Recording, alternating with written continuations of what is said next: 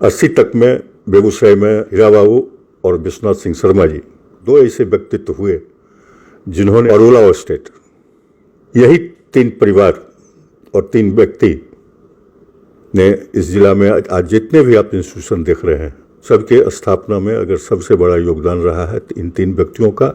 जो देख रहे हैं गर्ल्स कॉलेज हो, कोऑपरेटिव कॉलेज हो, जीडी कॉलेज हो, आयुर्वेदिक कॉलेज हो, लॉ कॉलेज हो, कॉलेजिएट स्कूल हो, ज्ञान भारती हाई स्कूल हो, ये सब इन्हीं लोगों का देन था।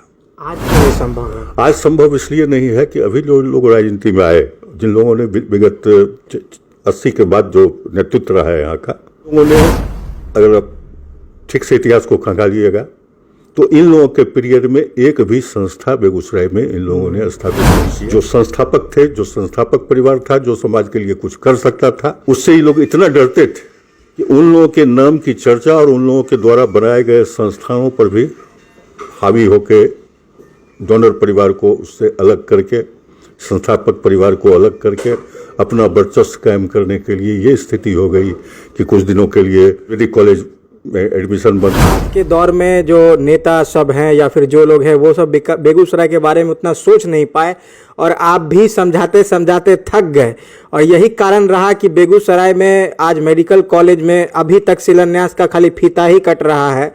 कब होगा पता नहीं, जबकि औद्योगिक नगरी कहा जाता है। आप ही बताते थे कि यहाँ ये था वो था।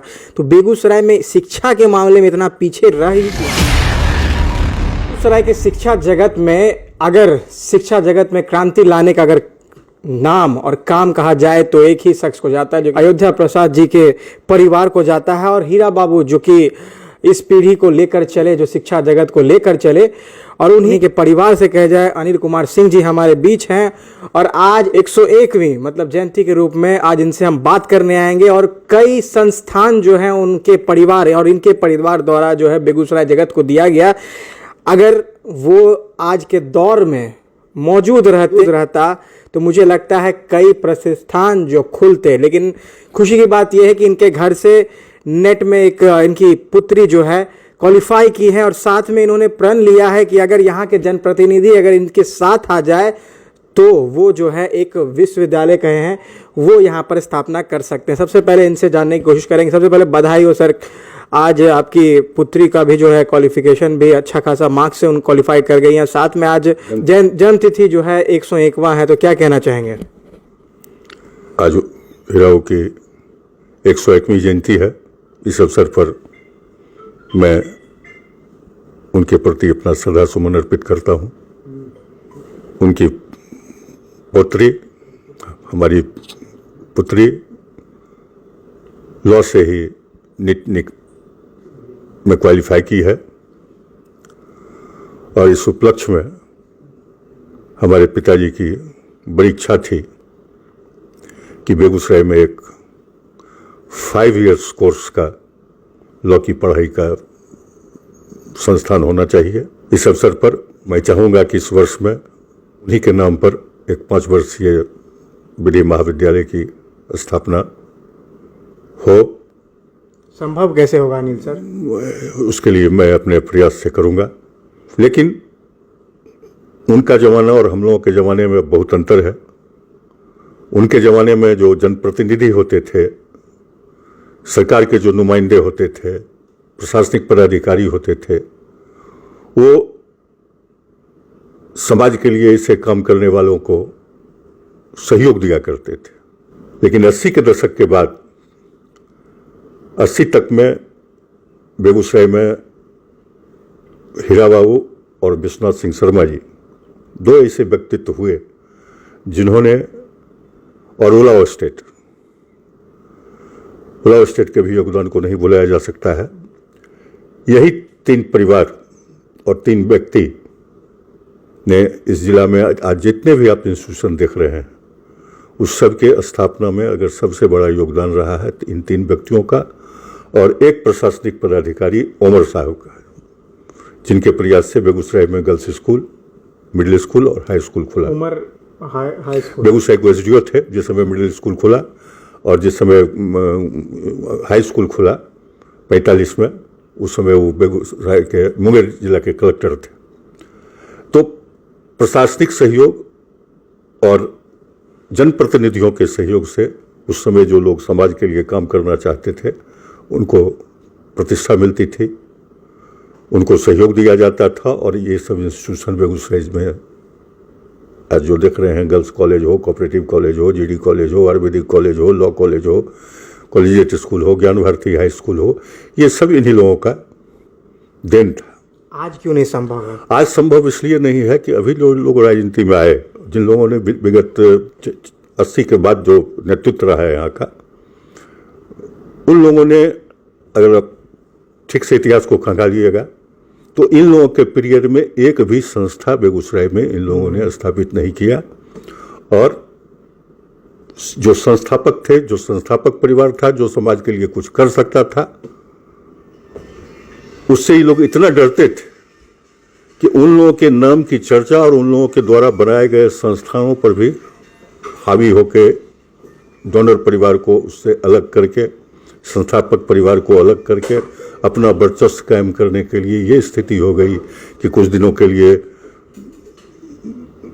आयुर्वेदिक कॉलेज में एडमिशन बंद था, पिछड़ गया, जो हिंदुस्तान का इकोनॉमिक कॉलेज था। योगदान को भी कम किया। हमारे ही योगदान को नहीं, बेगूसराय जिले में जितने भी कंस्ट्रक्टिव लोग थे, अच्छा, जिन लोगों ने बेगूसराय के विकास में काम किया, उस सारे परिवार के लोगों को इन राजनीतिज्ञों ने अपने स्वार्थ में नुकसान पहुंचाया और नया इंस्टीट्यूशन का स्थापना हुआ ही नहीं। मेडिकल मैं प्रयास करूंगा कि अभी जो वर्तमान में सब यंग जनप्रतिनिधि हैं, उन लोगों से मैं बात भी कर रहा हूं, 7 विधायक ही नहीं, जो विधायक पूर्व भी हैं, जो सामाजिक लोग हैं, उनसे मैं बात करूंगा और करने का प्रयास कर भी रहा हूं, उस पर मैं काम भी कर रहा हूं। और जनवरी तक में मैं चाहूँगा कि इन लोगों की एक विस्तारित बैठक बुला के बेगूसराय के विकास के पटरी से जो यूं उतर गए, बेगूसराय को फिर से विकास के पटरी में, समग्र विकास का मतलब ये नहीं है कि रोड बन जाए, सड़क बन जाए, समग्र विकास की जरूरत है। और सबसे ज़्यादा है नैतिक विकास, सामाजिक विकास और सभ्यता का विकसित होना ही असली विकास है। और सभ्यता तभी डेवलप करेगी जब उसका शिक्षा, स्वास्थ्य, ये सब चीज़ बेहतर रहेगा, पर्यावरण, इस सब पर काम करने की आवश्यकता बेगूसराय में है। और बेगूसराय को बहुत चीज़ उपलब्ध है। खोलना था एग्रीकल्चर कॉलेज, उसके लिए 4000 एकड़ जमीन भी सरकार को दिया गया, सरकार ने उसको अधिग्रहित भी कर लिया। लेकिन सरकार और यहाँ के जनप्रतिनिधियों ने एग्रीकल्चर कॉलेज खोलने की बात की चर्चा तक नहीं की, उन जमीनों का बंदरबांट हुआ। ऐसी परिस्थिति में कानूनी तरीके से भी, चूंकि वो अधिकार है हमारे परिवार का दिया हुआ है एग्रीकल्चर कॉलेज के लिए, कि राम कुमारी अयोध्या एग्रीकल्चर कॉलेज बेगूसराय को मिलना ही चाहिए, चूंकि उसके बदले में 4000 एकड़ जमीन सरकार ने हमसे लिया है। तो या तो जन सहयोग से होगा, तो जनप्रतिनिधि लोग विधानसभा में सरकार पर दबाव डाल के बेगूसराय को एक एग्रीकल्चर कॉलेज दिलवा सकते हैं। अगर इन लोगों का सहयोग नहीं मिलेगा तो हमको कानूनी रास्ता अख्तियार करना पड़ेगा, हमको हाईकोर्ट, सुप्रीम कोर्ट का दरवाजा खटखटाना पड़ेगा। और हम ये आश्वस्त हैं कि कानूनी रूप से हमको रिलीफ मिलेगा और बेगूसराय की जनता को, जो हमारे परिवार के द्वारा जमीन एग्रीकल्चर कॉलेज के लिए दी गई थी, सरकार को एग्रीकल्चर कॉलेज खोलना ही होगा। सर, एक बात कहना चाहेंगे कि आपके बात मुताबिक और आपके कहने के मुताबिक ये रहा कि बेगूसराय जो है विकास से, खासकर शिक्षा जैसे विकास से बहुत वंचित रहा, क्योंकि आपके पिताजी हीरा बाबू जैसे लोग, विश्वनाथ प्रसाद जी जिनका नाम आप ले रहे हैं और हिलाओ स्टेट बोल रहे हैं, इन लोगों का योगदान रहा। क्या आपको लगता है कि आज के दौर में जो नेता सब हैं या फिर जो लोग हैं वो सब बेगूसराय के बारे में उतना सोच नहीं पाए और आप भी समझाते समझाते थक गए, और यही कारण रहा कि बेगूसराय में आज मेडिकल कॉलेज में अभी तक शिलान्यास का खाली फीता ही कट रहा है, कब होगा पता नहीं, जबकि औद्योगिक नगरी कहा जाता है। आप ही बताते थे कि यहाँ ये था वो था।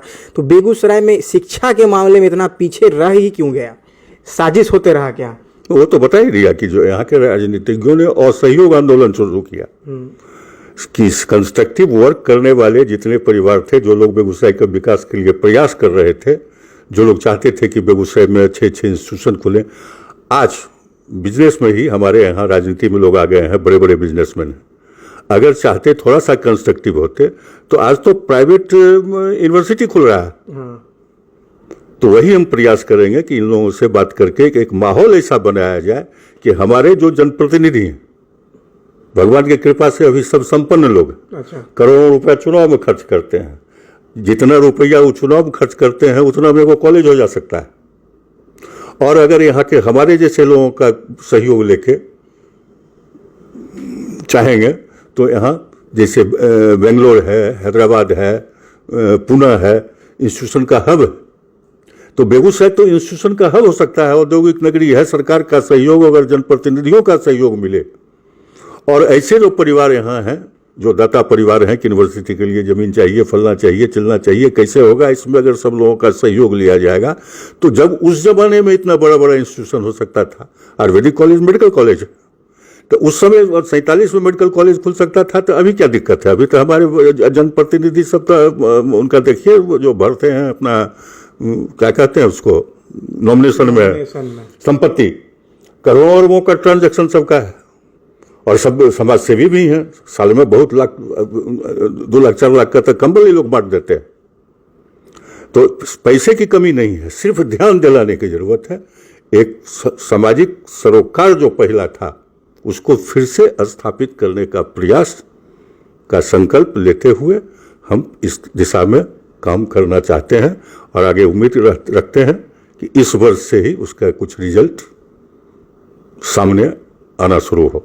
हालांकि इनका परिवार जो है शिक्षा जगत में काफी योगदान रहा बेगूसराय को बनाने में, लेकिन अब देखा जाएगा कि अनिल जी कितना जो है यहाँ के जनप्रतिनिधि को मना पाएंगे, क्योंकि इनके पिताजी के दौर में और इनके पूर्वजों के दौर में जिस तरह से इन्होंने आज़ादी के बाद से जो शिव कुमारी आयुर्वेदिक कॉलेज का जो स्थापना किया और अलग अलग कठिनाइयों को इन्होंने पार करते हुए कॉलेज को संपन्न बनाया, लेकिन दुर्भाग्य है कि आज वो कॉलेज कहाँ है और आज बेगूसराय की शिक्षा व्यवस्था कहाँ है, ये तो वक्त ही बताएगा। और वक्त क्या बताएगा, कोई जनप्रतिनिधि जो है इस पर आवाज नहीं उठाता। और कहीं ना कहीं इन जैसे महान व्यक्ति कब तक आखिर बेगूसराय के लिए खड़े रहेंगे, और इन जैसे महान व्यक्तियों की और इन जैसे महापुरुषों की बेगूसराय को जरूरत है, क्योंकि विगत 50 वर्षों में कोई प्रतिष्ठान जो है कि नहीं खुला है, विश्वविद्यालय नहीं खुला है जो बेगूसराय को आगे बढ़ा सकता है। तो इस जयंती के मौके पर इन्होंने एक वादा किया है और अब देखते हैं कि वो वादा आखिर कब तक आगे जाएगा। इसी के साथ नमस्कार।